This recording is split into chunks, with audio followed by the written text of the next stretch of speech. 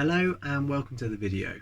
In this video I'm going to talk you through how to calculate your FTP and your running power zones.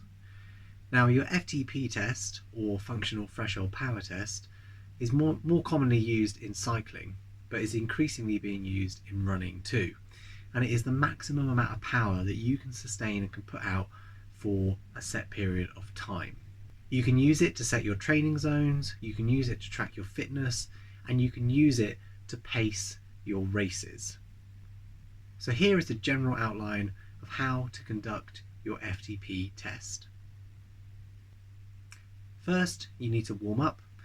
So this can be done with about 10 to 20 minutes of light to moderate jogging.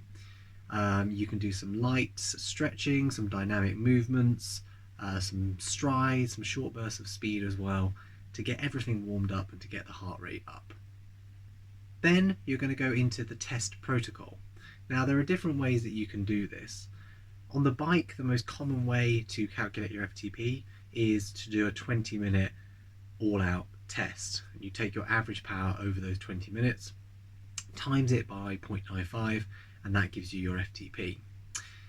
The method that I use for running is slightly different. I'm actually going to do two tests. I'm going to do a 3-minute effort, have a rest period, and then do a 9-minute effort.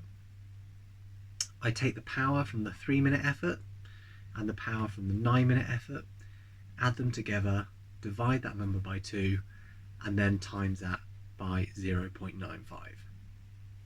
So let's get out onto the road and conduct the first of those two tests. Got 30 seconds left until I get back around to the minute, so we're going to do that, then we're going to do the first effort, which is a 3-minute all-out effort. So let's see how we go.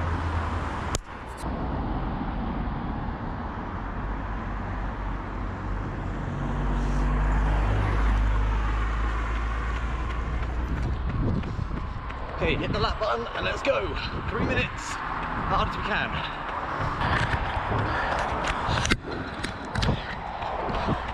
30 seconds, 20 left.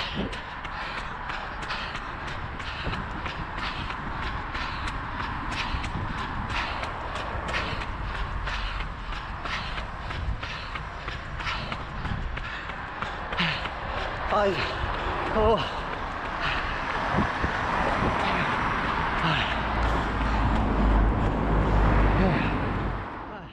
So that is the first 3-minute effort complete.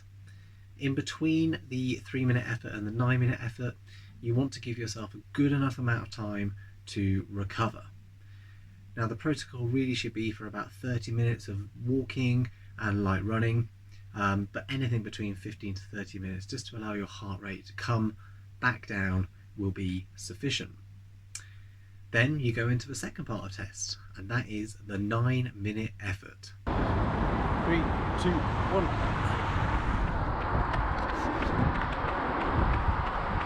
Alright, gotta pace this, gotta pace it. Can't go all out too soon. 9 minutes is a long time to be holding on.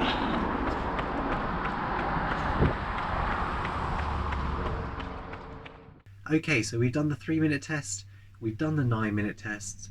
We're going to go into the laptop now and we're going to talk through how we can use those numbers to calculate our FTP. In the 3-minute test, I was able to average 330 watts over the course of the 3 minutes, and in the 9-minute test, I was able to average 316 watts. So what I need to do is take those two numbers, add them together, and that gives me a total of 646. I can then divide that number by 2, and then I'm going to multiply that by 0.95. And what that gives me is an FTP, an estimated FTP of 307 watts.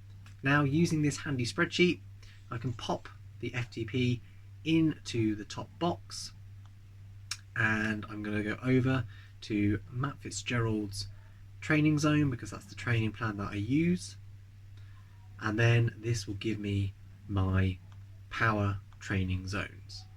So all the way from zone 1 up to anaerobic work in zone 5 and beyond. and it will give me the lower limit of my power and the upper limit of my power too. So there we go, that is how to calculate your FTP, and you can then use that to set your training zones and use it in your training and your racing. I have found it to be a really effective way of pacing races, and in a very recent marathon that I've done, I did use power the whole way around as my metric, and I was able to PB that race by about 8 minutes. So if you're able to consistently use it in your training, it can work in your racing as well. Let me know in the comments below, is power something that you have used in either your training or your racing, or is it something that you're interested in using as you progress forward as a runner?